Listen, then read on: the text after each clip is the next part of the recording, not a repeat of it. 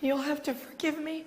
I've lost my voice in screaming and lamentation this weekend. And I have lost my mind sometime earlier this year, so I have to read.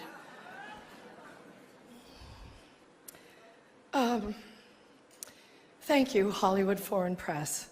Just to pick up on what Hugh Laurie said, you and all of us in this room really belong to the most vilified segments in American society right now. Think about it. Hollywood, foreigners, and the press. But who are we? And you know, what is Hollywood anyway? It's just a bunch of people from other places. I was born and raised and educated in the public schools of New Jersey. Viola was born in a sharecropper's cabin in South Carolina, came up in Central Falls, Rhode Island. Sarah Paulson was born in Florida, raised by a single mom in Brooklyn. Sarah Jessica Parker was one of 7 or 8 kids from Ohio. Amy Adams was born in Vicenza, Veneto, Italy. And Natalie Portman was born in Jerusalem. Where are their birth certificates?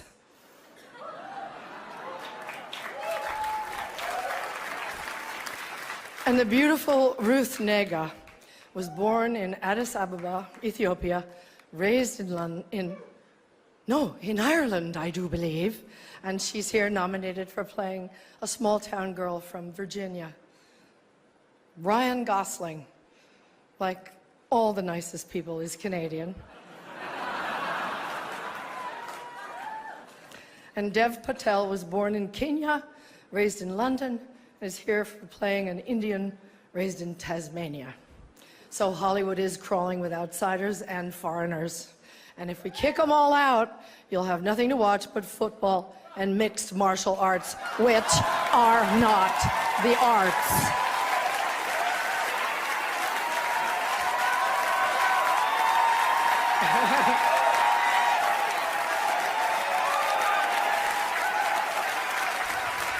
They gave me 3 seconds to say this, so. An actor's only job is to enter the lives of people who are different from us and let you feel what that feels like. And there were many, many, many powerful performances this year that did exactly that, breathtaking, compassionate work. But there was one performance this year that stunned me. It sank its hooks in my heart, not because it was good. There was nothing good about it. But it was effective, and it did its job. It made its intended audience laugh and show their teeth.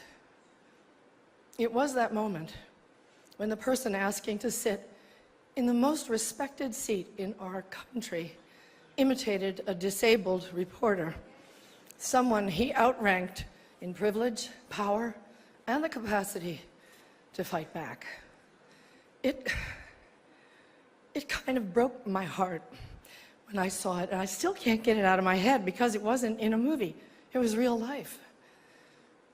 And this instinct to humiliate, when it's modeled by someone in the public platform, by someone powerful, it filters down into everybody's life because it kind of gives permission for other people to do the same thing. Disrespect invites disrespect. Violence incites violence. When the powerful use their position to bully others, we all lose. Okay, go up with that thing. Okay, this brings me to the press. We need the principled press to hold power to account, to call them on the carpet for every outrage.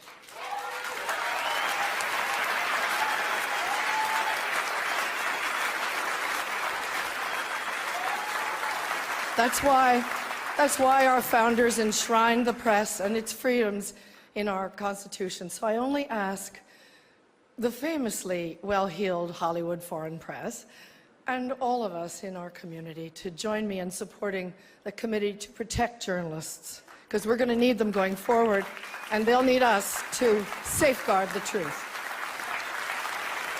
One more thing.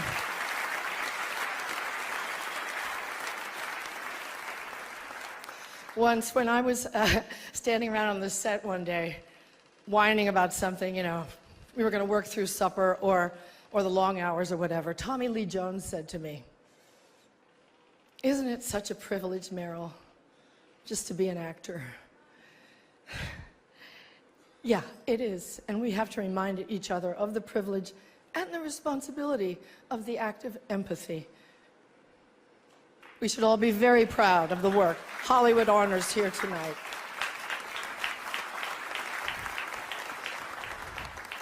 As my friend, the dear departed Princess Leia, said to me once, "Take your broken heart, make it into art." Thank you for it.